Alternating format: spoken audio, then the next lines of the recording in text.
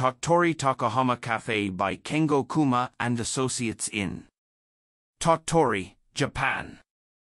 We designed an observatory/cafe that overlooks the Tottori Sand Dunes, using wood abundantly in a hybrid structure of cross-laminated timber and reinforced concrete. Envisioned as a staircase to the sky, the cross-laminated timber exterior provides a warm texture that blends in with the surrounding sand dunes. As an homage to Tottori, which is well known for folk crafts, Mingei culture, interior elements incorporate local craftsmanship. Chairs are designed with cross-laminated timber, while light pendants are made of washi paper sprinkled with local sand.